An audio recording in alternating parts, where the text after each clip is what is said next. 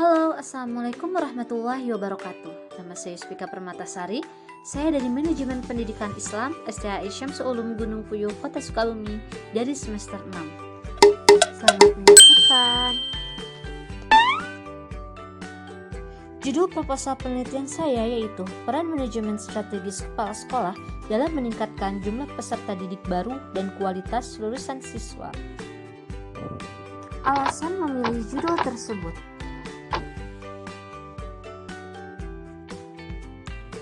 Alasan saya memilih judul tersebut dikarenakan saat ini permasalahan utama negara Indonesia adalah mutu pendidikan yang masih rendah.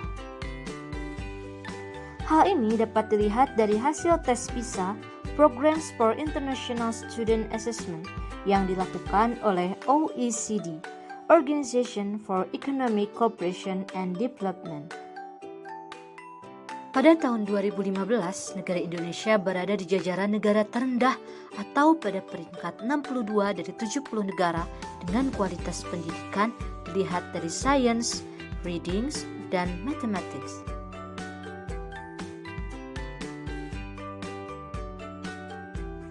Wah, kok bisa ya negara Indonesia menjadi ranking 8 tapi dari bawah?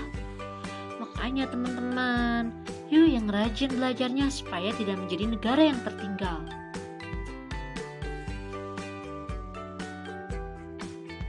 Peningkatan mutu pendidikan di negara Indonesia penting dilakukan mulai dari sekolah atau madrasah. Sekolah atau madrasah sebagai institusi penyelenggara pendidikan harus mampu menghasilkan lulusan yang berkualitas. Selain lulusan yang berkualitas, tentunya setiap sekolah harus mempunyai jumlah siswa yang cukup terlebih dahulu. Semakin banyak siswa yang ingin masuk ke suatu sekolah, tandanya semakin banyak kepercayaan masyarakat untuk menimba ilmu di sekolah tersebut.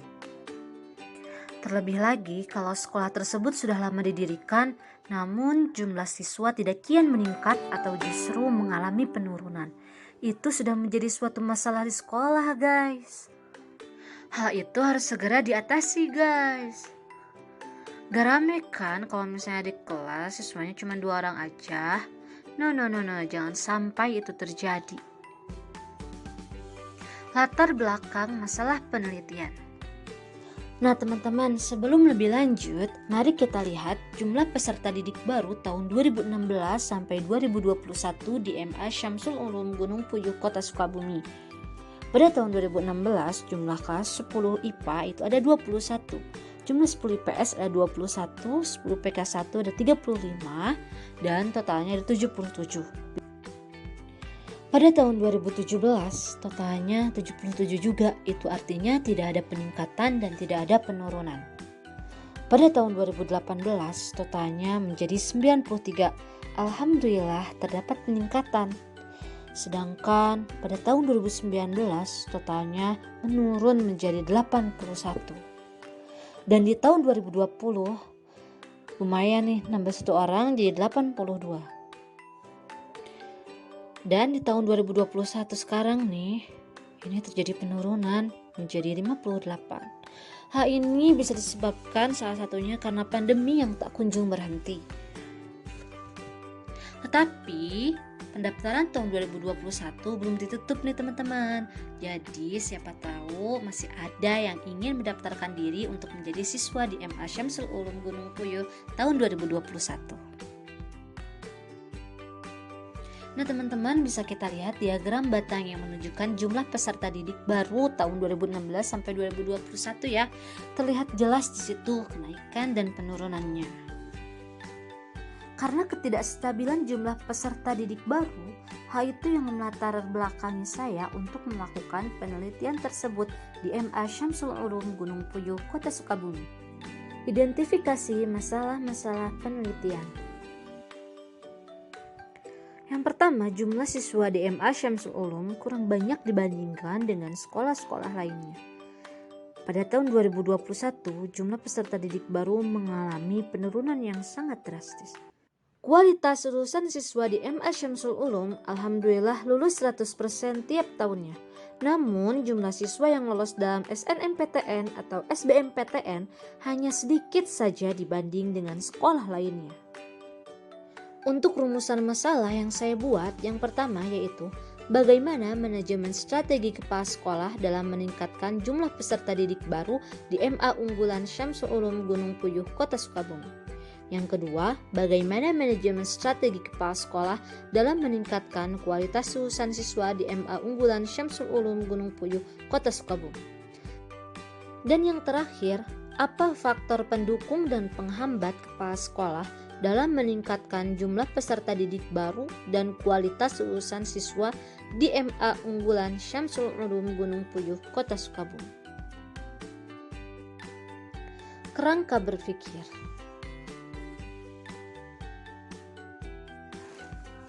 Nah, jadi di sini saya membuat kerangka berpikir dari peran manajemen strategi kepala sekolah dalam meningkatkan jumlah peserta didik baru dan kualitas lulusan siswa di MA unggulan Syamsul Ulum Gunung Puyuh, Kota Sukabumi, dijabarkan menjadi tahap-tahap manajemen strategi. Nah, tahap-tahapnya yaitu ada perumusan strategi, perencanaan tindakan, implementasi, pengendalian, dan evaluasi.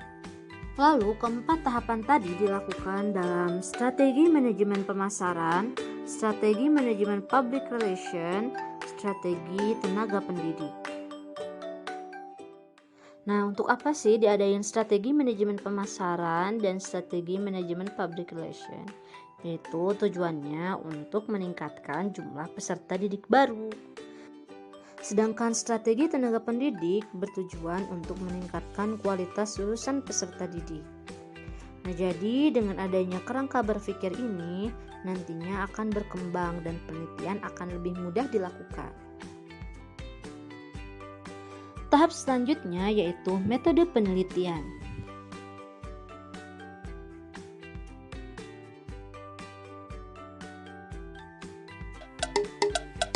Untuk yang pertama adalah metode penelitian yaitu pendekatan penelitian.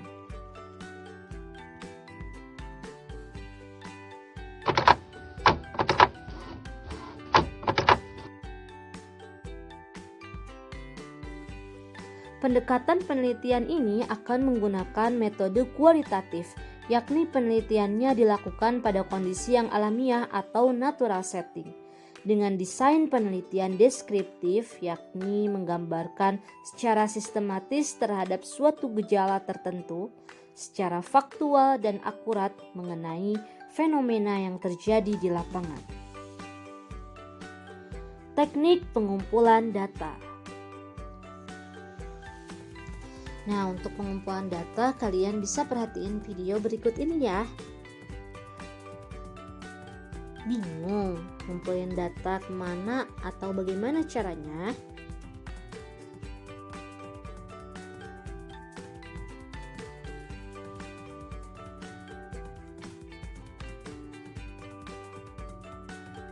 Nah, langkah yang pertama dilakukan bisa dengan menggunakan tes.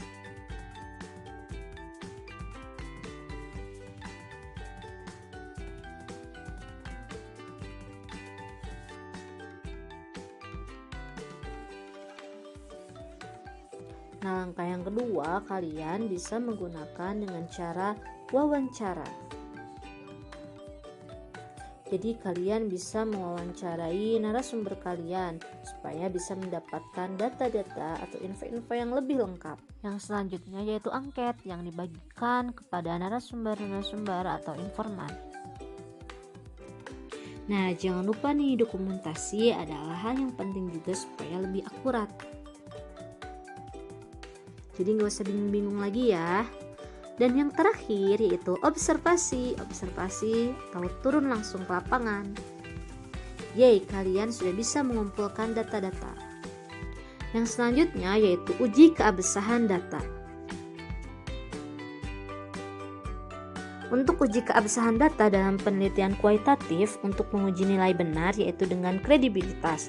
Untuk menguji aplikabilitasnya yaitu dengan transferabilitas atau dengan uji keteralihan. Sedangkan untuk menguji konsistensi yaitu dengan dependabilitas atau ketergantungan. Dan terakhir untuk menguji netralitas yaitu dengan konfirmabilitas atau uji kepastian. Nah, terakhir nih untuk analisis data, yang pertama itu pengumpulan data, lalu reduksi data, penyajian data, dan penarikan kesimpulan. Oke teman-teman, sudah selesai nih pembahasan kali ini. Thanks for watching. Bye-bye.